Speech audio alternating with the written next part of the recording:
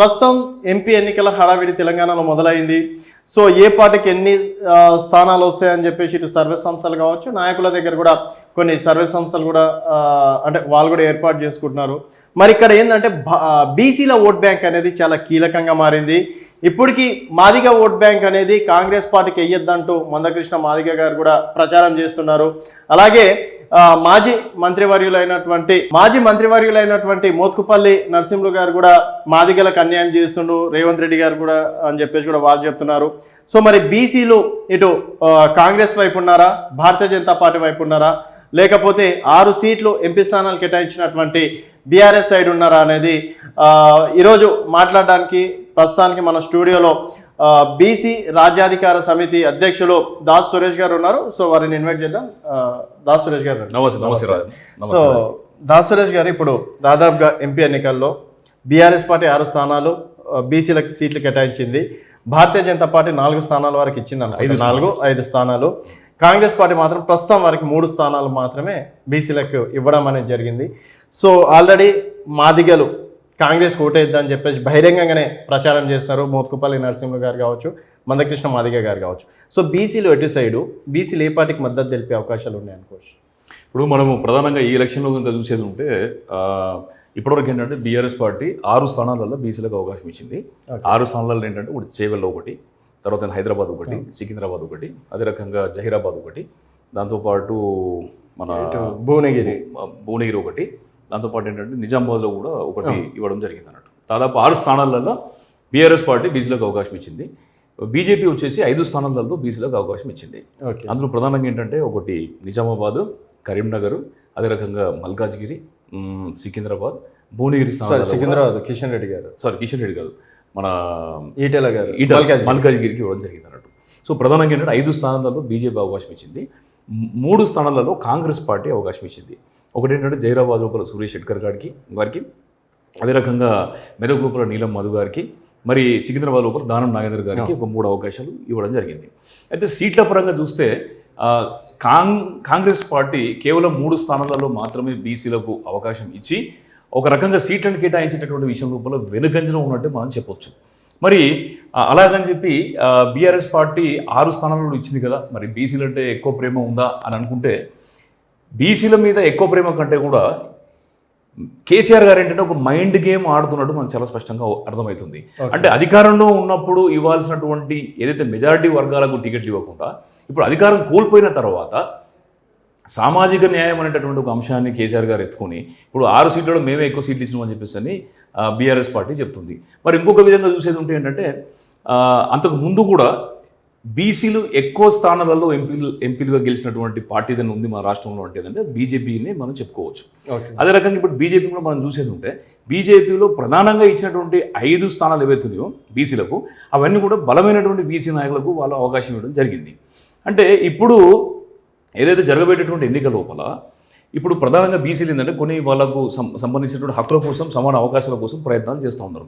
అందులో ప్రధానంగా ఏంటంటే ఒకటి కులగణన, రెండోది ఏంటంటే చట్టసభల్లో రిజర్వేషన్, అదేవిధంగా చట్టసభల్లో ఏదైతే మహిళా రిజర్వేషన్ వాళ్ళు తీసుకొని వచ్చిందో బీజేపీ పార్టీ, అందులో బీసీ మహిళలకు కూడా అవకాశం కావాలని చెప్పేసి మేము కోరుకుంటా ఉన్నాం. దాంతోపాటు మరీ ప్రత్యేకంగా ఏంటంటే కార్పొరేషన్ పదవులలో కానీ చట్టసభలో కానీ బీసీలకు సమానమైనటువంటి ప్రాతినిధ్యం ఉండాలని చెప్పేసి బీసీలు కోరుకుంటా ఉన్నారు. అయితే ఇటీవల ఏదైతే కాంగ్రెస్ పార్టీ అధికారంలోకి వచ్చిందో మా రాష్ట్రం లోపల, కాంగ్రెస్ పార్టీ అధికారంలోకి వచ్చినటువంటి తరుణంలో బీసీలు కేసీఆర్ పరిపాలనతోని విరక్తి చెంది ఉన్నారు కాబట్టి ఒక ప్రత్యామ్నాయ వ్యవస్థ కోసం ఎదురు చూస్తూ ఉంటూ ఆ ప్రత్యామ్నాయం ప్రస్తుత కాలానికి కాంగ్రెసే అని అనుకోవడం వల్ల ఈ బీసీలలో ఉన్నటువంటి ఆలోచన పనులు కావచ్చు, మేధావులు కావచ్చు, లేకపోతే ఏంటంటే సామాజిక కార్యకర్తలు కావచ్చు, ఉద్యమకారులు కావచ్చు, ప్రజా సంఘాల నాయకులు కావచ్చు, అందరూ కూడా కలిసి కాంగ్రెస్కు మద్దతు ఇవ్వడం వల్ల కాంగ్రెస్ అధికారంలో డౌట్ ఏంటంటే బీసీనే ముఖ్యమంత్రి అని చెప్పేసి భారతీయ జనతా పార్టీ చాలా స్పష్టం చేయడం అనేది జరిగింది. మరి అయినప్పటికీ బీసీలు కాంగ్రెస్ సైడే వెళ్ళారనుకోవచ్చా? సో బీజేపీ టచ్ చేయలేరా? ఇప్పుడు బీజేపీని టచ్ చేయడం కాదు, వాస్తవంగా ఏంటంటే మనం రాజకీయంగా క్షుణ్ణంగా పరిశీలించేది ఉంటే బీసీని ముఖ్యమంత్రి చేస్తామని చెప్పేసి అనేటువంటి ఒక నినాదం ఇవ్వడం వల్ల బీజేపీ ఓటు బ్యాంక్ అనేది గణనీయంగా పెరిగింది. ఇక్కడ దాదాపు 6% ఉన్నట్టు 6% దగ్గర ఉన్నటువంటి దాదాపు 15% వరకు ఏంటంటే ఓటు బ్యాంకు పెరగడం జరిగింది. అయితే దీనిలో ఇంకొక మతలబు ఉన్నది. ఏదైతే బీజేపీలో రాష్ట్ర అధ్యక్షుడిగా కొనసాగుతున్నటువంటి బండి సంజయ్ గారు ఆ రాష్ట్ర పదవి అధ్యక్ష పదవి నుంచి వెళ్ళి అతన్ని రిమూవ్ చేసి మళ్ళీ కిషన్ రెడ్డి గారిని ఎప్పుడైతే పార్టీ అధ్యక్షుడిగా చేసరికి ఏంటంటే బీసీలలో నమ్మకం సడలింది. అలా కాకుండా ఏంటంటే అప్పటికి బీజేపీ మీద ఉన్నటువంటి నమ్మకంతో ఏంటంటే వాళ్ళు ఓటు బ్యాంకును పెంచడానికి ఉపయోగపడ్డారు. సో డెఫినెట్ గా బండి సంజయ్ గారు అంటే బీసీలు వన్ సైడ్ మళ్ళీ నమ్మేవారు తప్పకుండా ఏంటంటే నమ్మకం పెరిగేది. అలా కాకుండా ఏంటంటే మళ్ళీ పార్టీ అధ్యక్షుని మార్చి మళ్ళీ ఒక కిషన్ రెడ్డి గారిని పెట్టేసరికి ఏంటంటే ఇది ఏ రకంగా ఉంటుందో అనేటటువంటి ఒక డోలాయమాన పరిస్థితిలోకి రావడం వల్ల బీసీలు ఏంటంటే పూర్తి స్థాయిగా వాళ్ళ ఎమ్మటి రాలేకపోయారు. అలా అని చెప్పి మీరు చూసేది ఉంటే అంత ముందు ఉన్నటువంటి కేవలం ఒకే ఒక స్థానం నుంచి వెళ్ళి 8 స్థానాలకు కూడా బీజేపీ ఎగబాగినటువంటి విషయాన్ని కూడా మీరు గమనించవచ్చు. అంటే బీసీలు నిర్ణయాత్మక శక్తిగా ఉంటున్న విషయం అనేది అన్ని పార్టీలకు తెలుసు. కాకపోతే ఏంటంటే బీసీలు రాజకీయంగా ఎదగకపోవడానికి 2 కారణాలు ఉన్నాయి. ఒకటి ఏంటంటే బీసీలలో ఎదిగినటువంటి రాజకీయ నాయకులు కానీ ఆర్థికంగా ఎదిగిన వాళ్ళు కానీ రాజకీయాలలో కూడా రాణించాలనేటువంటి ఒక ఆలోచన జిజ్ఞాస ఒక యావ అనేది బీసీ సామాజిక వర్గంలో రాకపోవడం అనేది ఒక ప్రధానమైన కారణం అయితే, రెండో కారణం ఏంటంటే ఈ ప్రధాన పార్టీలన్నీ కూడా బీసీలను కేవలం ఓటు బ్యాంక్ లాగా వినియోగించుకొని ఏది ఓడ దాటిన తర్వాత బోడమల్లన్న అన్నట్టు వాళ్ళు ఏం చేస్తున్నారంటే బీసీలను అవకాశాలు ఇచ్చేటటువంటి తరుణంలో మాత్రం విస్మరిస్తూ ఉన్నారు. ఇది బీసీ సమాజం చాలా స్పష్టంగా గమనిస్తూ ఉంది. బీసీలు అనే వాళ్ళు చాలా క్షుణ్ణంగా కూడా జరుగుతున్న పరిణామాలను వాళ్ళు గమనిస్తూ ఉన్నారు. కాకపోతే తప్పకుండా ఒక ఆల్టర్నేటివ్ వ్యవస్థ బలపడలేదు. ఎందుకంటే బీసీలే పోయినసారి ఎన్నికలలో డైరెక్ట్గా కనుక పాల్గొనేటటువంటి ఒక బలమైన ఆర్థిక స్థితికి చేరుకోలేదు. కాబట్టి ప్రస్తుతానికి మనకు బీఆర్ఎస్ ప్రభుత్వం కంటే కూడా కాంగ్రెస్ ప్రభుత్వం కొంత మేలనేటటువంటి ఉద్దేశంతో కాంగ్రెస్ పార్టీకి మద్దతు ఇవ్వడం జరిగింది. కాంగ్రెస్ యొక్క గెలుపులో కూడా బీసీలు అదే రకంగా ఈ సామాజిక సంస్థలు కావచ్చు, ప్రజా సంఘాలు కావచ్చు, సివిల్ సొసైటీ అనేది వాళ్ళ వెనకాల రావడం వల్లనే కాంగ్రెస్కు గెలుపు అనేది అవలీలమైంది. అలా కాకుండా రేవంత్ రెడ్డి గారు చెప్పినట్టు ఇది కేవలం రేవంత్ రెడ్డి వల్లనో లేదా కాంగ్రెస్ పార్టీ వల్ల జరిగింది మాత్రం కాదని చెప్పేసి మీ ద్వారా తెలియజేస్తున్నారు. సో మరి ఇప్పుడు కాంగ్రెస్ పార్టీకి బీసీలు మద్దతు ఇచ్చారు. దాదాపుగా మరి ఇప్పుడు ఎంపీ ఎన్నికల్లో అన్యాయం జరిగింది అని చెప్పేసి బీసీ నేతలు కూడా కొంతమంది అంటున్నారు. మిగిలిన 3 చోట్ల అన్నా ఇప్పుడు ఖమ్మం ఉంది, కరీంనగర్ ఉంది, హైదరాబాద్, ఇక్కడ సైడ్ అన్నా బీసీలకు న్యాయం జరగాలని చెప్పేసి కూడా మొదటి నుంచి వాదన వినిపిస్తుంది. అయినప్పటికీ ఎక్కడ కూడా అగ్రకులాలకే ఛాయిస్ ఇస్తారని చెప్పేసి కూడా అంటున్నారు. మొన్న కార్పొరేషన్ చైర్మన్ విషయంలో కూడా ఎక్కువ శాతం ఓసీ సామాజిక వర్గానికి ఇచ్చారని చెప్పేసి అదొక వాదన కూడా వినిపిస్తుంది. అంటే మరి ఇప్పుడు ఎన్నికల్లో మరి బీసీలు సో గతంలో కాంగ్రెస్ పార్టీని ఎంచుకున్నారు అసెంబ్లీ ఎన్నికల్లో, మరి ఇప్పుడు ఎటు సైడ్ వెళ్ళే అవకాశం ఉంది? 6 సీట్లు ఇచ్చినటువంటి కేసీఆర్, 5 సీట్లు ఇచ్చినటువంటి బీజేపీ, 3-4 స్థానాలు పర్మిట్ అయినటువంటి కాంగ్రెస్ సైడ్. ఇప్పుడు మేము ఏమంటున్నాం అంటే ఇప్పుడు రేవంత్ రెడ్డి గారితో మేము అనేక మార్లు కూడా చర్చలో పాల్గొనడం జరిగింది. ప్లస్ వాటితో కూడా మాకు సన్నిహిత సంబంధం ఉన్నది. అయితే నేనేమంటున్నాను అంటే రేవంత్ రెడ్డి గారు ఒక విషయాన్ని మీరు సరి చేసుకోవాలని చెప్పేసి అని ఈ సందర్భంగా మేము తెలియజేస్తున్నాం. ఎందుకంటే మీకు తెలుసు బీసీల యొక్క ప్రాముఖ్యత ఏంటిది, అదే రకంగా ఏంటంటే కాంగ్రెస్ గెలుపులో బీసీలు ఏ రకంగా ఉపయోగపడని సంగతి మీకు తెలుసు. కానీ ఈ రోజు మాత్రం మీరు అధికారంలోకి వచ్చిన తర్వాత బీసీలను చిన్న చూపు చూస్తున్నటువంటి సంఘటన మాత్రం నేను కోకులని చెప్పగలుగుతాను. ఎందుకంటే ప్రధానమైనటువంటి అంశం ఏంటంటే మీరు ఏదైతే ఓడిపోయినటువంటి అభ్యర్థులు మళ్ళీ పార్లమెంట్ ఎన్నికలలో పోటీ చేయడానికి మేము అవకాశం ఇవ్వని చెప్పేసి మీరే చెప్పిండు. రైట్. నిజామాబాద్ నుంచి వెళ్ళి ప్రస్తుతం ఇప్పుడు జీవన్ రెడ్డి గారు గత అసెంబ్లీ ఎన్నికల్లో ఓడిపోయినా కూడా వాళ్ళకి అవకాశం ఇచ్చారు. మరి బీసీ సామాజిక వర్గం నుండి ఎల్బీ నగర్ వద్ద ఓడిపోయినటువంటి మధు యాష్కి గారికి ఎందుకు మీరు అవకాశం ఇవ్వలేకపోయారు? Number 1 point. నెంబర్ 2 పాయింట్ ఏంటంటే మీరు మొన్నటిసారి ఏదైతే ప్రకటించినటువంటి కార్పొరేషన్ పదవులు అంటే కోడ్ వచ్చే రోజు సాయంత్రం ప్రకటించినటువంటి కార్పొరేషన్ పదవులు ఎన్ని అంటే 37. ఆ 37 స్థానాలలో 37 కార్పొరేషన్ పదవులలో బీసీలకు ఇచ్చింది ఎంత అంటే మీరు ఇచ్చింది కేవలం 13 స్థానాలు మాత్రమే. అదేవిధంగా రెడ్డిలకు ఇచ్చినటువంటి స్థానాలు ఎన్ని అంటే 11 స్థానాలు. బీసీల పాపులేషన్ 56% ఈ యొక్క రాష్ట్రంలో ఉన్నది. రెడ్డిల పాపులేషన్ 5% మాత్రమే ఉన్నది. 56% ఉన్నటువంటి బీసీలకు మీరు ఇచ్చినటువంటి స్థానాలు 13, 5% ఉన్నటువంటి రెడ్డిలకు ఇచ్చినటువంటి స్థానాలు 11. అంటే మీరు రెడ్డిలను బీసీలకు ఈక్వల్గా చూస్తున్నారా? బీసీల జనాభా ఎక్కడ, రెడ్డిల జనాభా ఎక్కడ? మరి మీరు రెడ్డిలకు అన్ని స్థానాలు ఏ రకంగా ఇవ్వగలిగారు? మీరు ఉదయపూర్ డిక్లరేషన్లో చాలా స్పష్టంగా చెప్పిన విషయం ఏంటంటే ప్రతి పార్లమెంటు నియోజకవర్గానికి 2 బీసీలకు మేము అసెంబ్లీలో అవకాశం ఇస్తామని చెప్పేసి మీరు చెప్పారు. ఈ విషయం వాస్తవం కాదా? మరి ఉదయపూర్ డిక్లరేషన్లో మీరు పేర్కొన్నటువంటి విధంగా ఈ రాష్ట్రం లోపల బీసీలకు రావాల్సినటువంటి అవకాశాలు 34, 17 నియోజకవర్గాలున్నాయి. కాబట్టి మరి 34 నియోజకవర్గాలలో బీసీలకు అసెంబ్లీలో అవకాశం ఇవ్వాల్సి ఉంటే మీరు ఇచ్చిన అవకాశాలు ఎన్ని? కేవలం 22. అప్పుడు మీరు చెప్పిన కారణం ఏంటిది? బీసీలు ఆర్థికంగా బలంగా లేరు, బీసీలకు టికెట్ ఇచ్చేది ఉంటే మేము ఇప్పుడు గెలవాల్సి ఉంది అని చెప్పేసి మీరు అన్నారు కదా.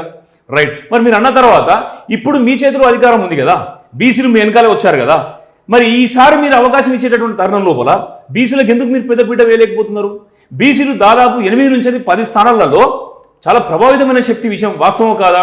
సో మొన్న నారాయణపేట సభలో కూడా బీసీలకు కావచ్చు చిన్న కులాలను కూడా హక్కున చేర్చుకునేది కాంగ్రెస్ పార్టీ. ఎగ్జాంపుల్ షాద్నగర్ వీర్లపల్లి శంకర్ పేరు కూడా చెప్పడం అనేది జరిగింది. ముదిరాజ్ బిడ్డకు కూడా నేను రేపు 14 స్థానాలు వస్తే మంత్రి పదవి ఇస్తా అని చెప్పేసి కూడా చెప్పడం అనేది జరిగింది. సో బీసీలకు పెద్ద పీట ఇస్తాం, కులగణన కూడా చేపడుతున్నారు అని చెప్పేసి కూడా రేవంత్ రెడ్డి గారు అన్నారు. సో దానిపైన నమ్మకం. ఇప్పుడు మీరు 14 సీట్లు వస్తేనే మీరు ముదిరాజుకు అవకాశం ఇస్తారా? 14 సీట్లు రాకపోయేదంటే ముదిరాజుకి అవకాశం ఇయ్యరా? మీరు మరొక విషయం చెప్తున్నటువంటి విషయం ఏంటి? మీ యొక్క 100 రోజుల పరిపాలనకు రిఫరెండం అని అంటున్నారు కదా. వాస్తవానికి రిఫరెండం అనేది ఒక అంశం మీద రిఫరెండం ఉంటుంది తప్పించి మీ ప్రజా పాలన మీద రిఫరెండం అనేది కుదరదు. మరొక విషయం ఏంటంటే ఇప్పుడు గత ప్రభుత్వంలో కేసీఆర్ ప్రభుత్వంలో 4 బీసీలకు మంత్రులుగా చేసేటువంటి అవకాశం వచ్చింది. మరి ఈ ప్రభుత్వంలో కేవలం ఇద్దరు బీసీ మంత్రులకు అవకాశం ఇవ్వడం వల్ల మతలబ్ ఏందని చెప్పేసి మేము అడుగుతా ఉన్నాం. రెండో విషయం ఏంటంటే 14 మంది ఎంపీలు మేము గెలుస్తామని చెప్పేసి అని రేవంత్ రెడ్డి గారు చెప్తా ఉన్నారు కదా. మరి నిజంగానే కనుక మీ పరిపాలన అంటే 14 మంది మీరు గెలవకపోతే మీ పరిపాలన బాగలేదని చెప్పేసి అని మీరు ఒప్పుకుంటారా? మీ పరిపాలన బాగలేదని చెప్పేసి మీరు ఏం చేస్తారా? కాబట్టి ముఖ్యమంత్రి గారు దయచేసి వాస్తవ పరిస్థితులను అర్థం చేసుకోవాల్సిన కోరుతున్నాం మేము. మీ పార్టీ లోపల బీసీ నాయకులు లేరా? హనుమంతరావు గారికి ఎందుకు మీరు అవకాశం ఇవ్వరు? ఖమ్మం లోపల అడుగుతున్నారు కదా. మీ పార్టీలో బీసీ నాయకులు లేరనా? మీరు పక్క పార్టీ నుంచి వెళ్ళి బీసీ నాయకులను అరువు తెచ్చుకుంటా ఉన్నారు. దానం నాగేందర్ గారిని మీరు అరువు తెచ్చుకున్నారే. దానం నాగేందర్ గారు అంజన్ కుమార్ యాదవ్ గారికి అవకాశం ఇవ్వచ్చు కదా మీరు. ఎందుకు దానం నాగేందర్ గారు ఆల్రెడీ ఎమ్మెల్యేగా కొనసాగుతా ఉన్నారు కదా. వాళ్ళ కుమారుడికి ఎంపీ టికెట్ ఇవ్వడం అనేది యాదవ్ ఇప్పుడు నేను ఏమంటున్నా, అంజన్ కుమార్ యాదవ్ కొడుకుకి అనిల్ కుమార్ యాదవ్ కి యాదవ్ సామాజిక వర్గం ఎంపీ టికెట్ ఇచ్చారు. రైట్, ఇచ్చారు కదా. నేనేమంటున్నా అంటే కోమటిరెడ్డి వెంకటరెడ్డి గారికి మంత్రి పదవి ఇచ్చారు కదా. కోమటిరెడ్డి రాజగోపాల్ రెడ్డి గారి ఇంటికి కూడా మీరు వెళ్ళి నేను అవకాశం ఇస్తామని చెప్పడం వల్లనే కదా ఆయన చామా కిరణ్ కుమార్ రెడ్డికి నేను ప్రచారం చేస్తానని చెప్పేసి అంటున్నాడు. అంటే ఆయనకు అవకాశం మంత్రి పదవి రాకపోయేది ఉంటేనేమో నా భార్యను కానీ లేకపోతే ఒక బీసీని ఎక్కడ మన భువనగిరిలో నిలబెడతా అని చెప్పేసి అని చెప్పిండ్రు. ఎప్పుడైతే ఈయన వాళ్ళ ఇంటికి వెళ్ళి బ్రేక్ఫాస్ట్ మీటింగ్ చేసి నువ్వు చామల కిరణ్ కుమార్ రెడ్డి నాకు మిత్రుడు, నువ్వు గెలిపించాలి అని చెప్పేసి అనగానే వాళ్ళ మధ్యలో అండర్స్టాండింగ్ కుదిరింది. అక్కడ మంత్రి పదవి ఇస్తా అని చెప్పేసి ఒప్పుకున్నట్టుంది. వెంటనే ఏంటంటే చామల కిరణ్ కుమార్ రెడ్డి నేను మీద వేసుకొని గెలిపిస్తా అని చెప్పేసి అని ఈయన ఎవరు మన రాజగోపాల్ రెడ్డి గారు అంటారు. మరి బీసీకి అవకాశం ఇవ్వాలన్నటువంటి రాజగోపాల్ రెడ్డి గారు మిమ్మల్ని ఒక విజ్ఞప్తి చేస్తున్నాం. మరి ఆ స్థానం ఒక బీసీకి కేటాయించాలనేటువంటి ఒక డిమాండ్ని మీరు కాంగ్రెస్ హైకమాండ్ ముందులో పెట్టకుండా మీరు ఎందుకు కోమటిరెడ్డి వెంకటరెడ్డి గారు కూడా అన్నారు ప్రతి పార్లమెంట్ లో అంటే కొన్ని పార్లమెంట్ లో బీసీలకు ఎక్కువ స్థానాలు కల్పిస్తాము, అసెంబ్లీలో అది పాసిబుల్ కాలేదని కూడా వెంకటరెడ్డి గారు అన్నారు. ఇప్పుడు మీరు ఒక విషయం చెప్పండి, నల్గొండ జిల్లాలో కేవలం ఒక ఆలేరు నియోజకవర్గం తప్పించి వేరే ఎక్కడన్నా ఒక బీసీ ఎమ్మెల్యే ఉన్నాడా అండి? అరే ఇంత దారుణం ఏంది ఇది? నిజంగానే మీరు కులగణన చేస్తా అని చెప్పేసి అంటున్నారు. కులగణన చేయడం వల్ల మేమేం కోరుకుంటున్నాం? రాహుల్ గాంధీ గారు ఏమంటారంటే ఈ దేశం యొక్క ఎక్స్రే తీస్తామంటారు. ఎక్స్రే తీసినాం, బొక్క ఇరిగిందని చెప్పి తెలిసింది, లేదా బొక్క ఆల్రెడీ ఇరిగి డ్యామేజ్ అయిందని చెప్పి తెలిసింది. ఏం చేస్తారు మరి? కట్టుకట్టి దానికి సంబంధించినటువంటి ట్రీట్మెంట్ చేయాలన్నా వద్దా? మీ దగ్గర లేదనుకుంటున్నారా? సమగ్ర కుటుంబ సర్వే అనేది ఈ రాష్ట్ర ప్రభుత్వం దగ్గర చాలా స్పష్టంగా నివేదిక ఉన్నది. మీరు కేసీఆర్ బయట పెట్టలేదు, కానీ మీరు అధికారంలో ఉన్నారు కదా, దగ్గర తెలిసి ఉంటుంది కదా, మీకు తెలిసి ఉంటుంది కదా ఎంత పర్సెంట్ బీసీ ఉన్నారో. మరి బీసీల ఎక్స్రే రిపోర్ట్ మీ దగ్గర ఉన్నప్పుడు మీరు ఆ ఎక్స్రే రిపోర్ట్ ను బేస్ చేసుకుని ఎందుకు మీరు ట్రీట్మెంట్ చేయలేకపోతున్నారు? అవకాశాలు చేయలేకపోతున్నారు? ఉద్దేశం ప్రకారం కాంగ్రెస్ కన్నా బీఆర్ఎస్ బెటర్ అని చెప్పేసి నేనేమంటున్నా అంటే ఇప్పుడు బీఆర్ఎస్ గురించి మేము ప్రస్తావన చేయదలుచుకోలేదు, ఎందుకంటే అది ఒడిసిన కథ. ఇప్పుడు ఇలా బీఆర్ఎస్ ఎన్నికలు కొనసాగుతున్నది అంటే అది కేవలం వాళ్ళ అస్తిత్వాన్ని నిలబెట్టుకోవడం కోసమే ప్రయత్నం చేస్తున్నారు తప్పించి బీఆర్ఎస్ ఇవాళ గెలిచినా ఓడినా కూడా దాని యొక్క ఇంపార్టెన్స్ అనేది రాష్ట్ర రాజకీయాల్లో కానీ దేశ రాజకీయాల్లో ఉంటుందని చెప్పి అనుకోవట్లేదు. నా స్ట్రేట్ అండ్ ఫార్వర్డ్ క్వశ్చన్ ఏంటంటే మరి ఇప్పుడు మీ మద్దతు బీజేపీకా కాంగ్రెస్? నేను ఏమంటున్నాను అంటే ఇప్పుడు బీసీలు చాలా తెలివైనటువంటి ఓటర్లు. బీసీలో ఏమంటున్నాండి, ఇప్పుడు మందకృష్ణ మాదిగ గారు వారి గురించి చెప్పాల్సిన అవసరం లేదు, ఎన్నో రోజుల నుంచి వారి కులాలకు సంబంధించి ఫైట్ చేస్తున్న నాయకుడు. సో ఆ విధంగా అంత డేర్గా చెప్తుండే ఆయన బీజేపీకి ఓట్ వేయండి, కాంగ్రెస్ ని బొందబెట్టండి అని చెప్పేసి డేర్గా స్టేట్మెంట్ ఇవ్వడం అనేది జరుగుతుంది. ఆ విధంగా బీసీ సంఘాలు డేర్గా స్టేట్మెంట్ ఇచ్చే దమ్ము మీకుందా? ఇక్కడ దమ్ము విషయం కాదండి. ఇప్పుడు మీకు విషయం అర్థం చేసుకోవాలి. ఎస్సీల వర్గీకరణ ఏదైతే ఉన్నదో దానికి మన ప్రధానమంత్రి మోడీ గారు సంపూర్ణంగా దానికి మద్దతు ఇవ్వడం వల్ల అదేమిటంటే ఆ జాతి లోపల ఒక రకమైనటువంటి నమ్మకం కలిగింది కాబట్టి వాళ్ళు అవుట్రైట్గా చెప్పగలుగుతున్నారు. ఇప్పుడు కాంగ్రెస్ విషయానికి వస్తే ఏంటంటే కాంగ్రెస్ మీద ఇంకా బీసీలకు నమ్మకం ఉన్నది. కాంగ్రెస్ పార్టీ బీసీలను ఆదుకుంటుందన్న ఉద్దేశంతోనే కాంగ్రెస్ పార్టీని గెలిపించడం జరిగింది. ఇలా కాంగ్రెస్ పార్టీ గెలిచిన తర్వాత మేము కాంగ్రెస్కి అసలే ఓటేయము, మేము బీజేపీకే ఓటేస్తాము అనేటటువంటి స్టేట్మెంట్ మేము ఇచ్చేది ఉంటే కాంగ్రెస్ పార్టీలో ఉన్నటువంటి బీసీ నాయకులకు ఇబ్బందే కదా. కాబట్టి ఇక్కడ విషయం ఏంటంటే మా అంశాలు ఏవైతే ఉన్నాయో, ప్రధానమైన అంశాలు ఏవైతే ఉన్నాయో ఆ అంశాల ఆధారంగానే బీసీల ఓటు బ్యాంకు కన్వర్ట్ అయితే తప్పించి ఒక పార్టీకి అనుకూలం ఇంకొక పార్టీకి వ్యతిరేకంగా అనేది ఉండదు. బీసీల నుంచి ఈ రాష్ట్రం లోపల ఒక బలమైనటువంటి పార్టీ ఒక సామాజిక తెలంగాణ కోసం ఉద్భవించాల్సిన అవసరం ఉన్నది. ఎందుకంటే ఏదైతే సామాజిక తెలంగాణలో లేకపోతే ఏంటంటే సామాజిక న్యాయం అని చెప్తున్నారో ఆ చెప్పేటటువంటి న్యాయం ఇక్కడ అమలు కావట్లేదు కదా. మీరు మీ ప్రకారం చూసుకున్నట్టయితే రేవంత్ రెడ్డి గారు దాదాపు 300 కప్పు భవనాలకు కావచ్చు, పెరిగ భవనాలు, ఈ విధంగా భవనాలు ప్రతి ఒక్క క్యాస్ట్లోకి ప్రతి ఒక్క సపరేట్ భవనం కేటాయిస్తాము, కార్పొరేషన్ ఏర్పాటు చేస్తామని చెప్పేసి కూడా చెప్పడం అనేది కూడా జరిగింది. దాన్ని మీరు హర్షిస్తారా? ఇప్పుడు కేసీఆర్ గారి హయాం లోపల కూడా అంతకుముందు ప్రతి ఒక్క కులానికి ఒక కుల భవనం కానీ లేకపోతే వాళ్ళకు ఒక ఎకరం కానీ 2 ఎకరాలు వాళ్ళ యొక్క జనాభా రీత్యా వాళ్ళకు భూమి కేటాయింపు కావచ్చు, డబ్బులు కేటాయింపు కావచ్చు జరిగింది. ఇక్కడ సంక్షేమమును వేరే రకంగా, రాజకీయాన్ని వేరే రకంగా చూడాల్సి వస్తుంది. సంక్షేమం అంటే ఏంటంటే ఏ ప్రభుత్వం ఉన్నా కూడా బీసీలకు కానీ, ఎస్సీలకు కానీ, ఆదివాసులకు కానీ, మైనార్టీలకు కానీ సంక్షేమం చేయాల్సిందే. ఎందుకంటే వాళ్ళ జేబుల నుంచి ఏం పెట్టట్లేదు కదా, మనం కట్టే ట్యాక్స్ల నుంచి వెళ్ళే మన ఓటు బ్యాంకు ఉందని చెప్పేసి కదా వాళ్ళు మనకు తిరిగి మనకు కేటాయిస్తున్నటువంటి విషయము. ఇక్కడ ఏంటంటే ఆకాంక్షలు. ఎందుకంటే నిజంగానే కనుక సంక్షేమ పథకాలని ఆధారంగా చేసుకునేది ఉంటే బీఆర్ఎస్ పార్టీ ఓడిపోయే పరిస్థితి రాకపోయేది. ఎందుకంటే సంక్షేమ పథకాలను రచించడంలో కానీ లేకపోతే వాటిని గ్రౌండ్ చేసేటటువంటి విషయం లోపల కేసీఆర్ గారు దిట్ట. కానీ ఏం జరిగిందంటే ఆయన చెప్పింది కొండంతా చేసింది గోరంతా ఉన్నది కాబట్టి ఏంటంటే ప్రజలు దెబ్బతీసారు. దాంతోపాటు విపరీతమైనటువంటి అహంకారం కావచ్చు, లెక్కజంతనం కావచ్చు, వీటన్నిటిని కూడా కొంత ఆత్మాభిమానం, తెలంగాణ ఆత్మాభిమానాన్ని దెబ్బతీసినాయి కాబట్టే ఆ రకంగా చేసిండు. ఇప్పుడు రేవంత్ రెడ్డి గారు కూడా బీసీల ఆత్మ గౌరవాన్ని దెబ్బతీసేటటువంటి విధంగా పరిపాలన కొనసాగుతున్నది. ఎందుకంటే నేనేం ఊరికే ఆధారం లేకుండా చెప్పట్లేదు, మీ యొక్క పర్మిషన్ తోని నేను ఒకసారి చెప్తాను. సీఎం గారి adviser Vem Narender Reddy, secretary to CM G Chandrasekhar Reddy, TSPSC chairman Mahender Reddy, intelligence chief Shivadhar Reddy, Hyderabad CP Kothakota Srinivas Reddy, advocate general Sudarshan Reddy, additional advocate general Tera Rajinikanth Reddy, CPRO Ayodhya Reddy, CM OSD Ajith Reddy, HMDA director Kata Amrapali Reddy, CMD PSDCL Karnati Varun Reddy, R and B chief Ganapathi Reddy, ENC mission Bhagiratha Kripakar Reddy, CM personal PA Jaipal Reddy, CM CSO Chakravarthi Reddy. ఇట్లా మీ చుట్టూ ఉన్నటువంటి కోటరీలో ప్రతి ఒక్కరిని మీరు రెడ్డిల్నే కనుక మీరు పెట్టుకునేది ఉంటే మీరు ఏం చెప్పదలుచుకున్నారు అంటే ఈ సమాజానికి మీరు ఏ విధమైనటువంటి సందేశం ఇవ్వదలుచుకున్నారు? కేవలం రెడ్డిలకు మాత్రమే పరిపాలన సాధ్యమవుతుందా? మరి రెడ్డి అదే కనుక మీరు నమ్ముకున్న విషయం కనుక కరెక్ట్ అయ్యేది ఉంటే ఈ రాష్ట్ర ప్రజలకు ఒక స్పష్టమైనటువంటి ఈ సందేశం ఇవ్వండి. కేవలం రెడ్లు మాత్రమే మాకు ఓటేయండి, బీసీలో ఓట్లు మాకు అవసరం లేదని చెప్పి మీరు స్పష్టం చేయండి. అప్పుడు ఎన్నికలకు రండి, మీరు రిఫరెండం ఏదో చూద్దాం, మీ 14 సీట్లు మీరు గెలుస్తారో లేదు చూద్దాం. ఎందుకు మీరు బుకాయిస్తున్నారు? ఎందుకంటే రేవంత్ రెడ్డి గారి మీద మాకు ఒక ప్రత్యేకమైనటువంటి అభిమానం ఉన్నది, ఆయన మీద మాకు నమ్మకం ఉన్నది. ఆయన ఎలక్షన్స్ కంటే ముందు చెప్పినటువంటి మాటలలో కూడా మాకు ఆ రకమైన నమ్మకం ఉన్నది కాబట్టి ఏంటంటే ఆయన మేము విశ్వసించినాం. ఈనాటి కూడా రేవంత్ రెడ్డి గారితో మాకు వ్యక్తిగతంగా ఎటువంటి వైరుధ్యం లేదు, ఎటువంటి వైరం కూడా లేదు. కాకపోతే ఆయన అనుసరిస్తున్నటువంటి విధానాలు మాత్రం చాలా ఇబ్బందికరంగా ఉన్నాయనేటటువంటి విషయాన్ని కూడా ఈ సందర్భంగా మీకు తెలియజేస్తున్నాం. మరొక విషయం ఏంటంటే ఇటీవల మేము కాంగ్రెస్ పార్టీలో సామాజిక తెలంగాణ, సామాజిక న్యాయం కురబడింది అనేటటువంటి అంశాన్ని మేము సోషల్ మీడియా వేదిక ద్వారా మేము దాన్ని తెలియజేస్తే ఓయూ క్యాంపస్ నుంచి వెళ్ళి కొంతమంది లీడర్లను, బీసీ లీడర్లను అడ్డం పెట్టుకొని మాకు బెదిరింపు కాల్ చేస్తా ఉన్నారు. అప్పుడే బెదిరింపు కాల్ స్టార్ట్ అయినాయి. మేమట భువనగిరి కాన్స్టిట్యుయెన్సీలో చామల కిరణ్ కుమార్ రెడ్డి గారికి కనుక వ్యతిరేకంగా మేము మాట్లాడినా, ఈ రాష్ట్రం లోపల కానీ దేశంలో కానీ కాంగ్రెస్ కు వ్యతిరేకంగా మేము మాట్లాడినా, కాంగ్రెస్ విధానాలను, తప్పుడు విధానాలను, నిర్ణయాలను కనుక ఎత్తి చూపించేది ఉంటే మమ్మల్ని చీరేస్తారట, మమ్మల్ని పొడి చేస్తారట, చంపేస్తారట. అప్పుడే ఈ రకమైనటువంటి పద్ధతి ఏంటండి? మేము 10 సంవత్సరాలు కేసీఆర్ ప్రభుత్వ విధానాలు బీసీలకు వ్యతిరేకంగా ఉన్నాయని మేము 10 ఏళ్ళు మేము కొట్లాడినాం. కేసీఆర్ రైతు ఆత్మహత్యలు చేసుకుంటా ఉంటే వాళ్ళకు రైతు బీమా ఇప్పించింది మేము. చేనేత కార్మికులు ఆత్మహత్యలు చేసుకుంటా అంటే ఇక్కడ నుంచే ఢిల్లీ వరకు పోరాటాలు చేసి చేనేత బీమా ఏర్పాటు చేసింది మేము. ట్యాంక్ బండ్ మీద అనేక మంది మహనీయుల యొక్క విగ్రహాలను ఏర్పాటు చేయడానికి ముందుకొచ్చింది మేము. ప్రవళిక అనేటటువంటి విద్యార్థిని ఆత్మహత్య చేసుకుంటే అండగా నిలబడ్డది మేము. ఇంటర్మీడియట్ విద్యార్థులు 32 మంది వాళ్ళ ఆత్మహత్యలు చేసుకుంటే వాళ్ళ కుటుంబాలకు అండగా నిలబడ్డది మేము. ఆర్టీసీ ఉద్యమాలు జరిపితే మేము కదా నిలబడింది. విద్యార్థులకు కావచ్చు, లేకపోతే రెసిడెన్షియల్ కళాశాలలో వాళ్ళకు మెస్ ఛార్జ్ లేకపోయినా, లేకపోతే వాళ్ళకు ఫీజు రీఎంబర్స్మెంట్ కాకపోయినా కూడా మేము ఆర్ కృష్ణ గారు అనేక ఉద్యమాలు చేసినాం కదా. మీకు ఆ ఉద్యమాలు చేసినటువంటి ఉన్న చరిత్ర ఉన్నదా? మీరు కేవలం డబ్బులను అడ్డం పెట్టుకొని, భూమిని అడ్డం పెట్టుకొని మీరు రాజకీయాలకు వచ్చి ఈ రోజు మమ్మల్ని శంకించినటువంటి పరిస్థితి మీరు వస్తే ఏ విధంగా మిమ్మల్ని మేము గౌరవిస్తామని చెప్పేసి అనుకుంటా ఉన్నారు?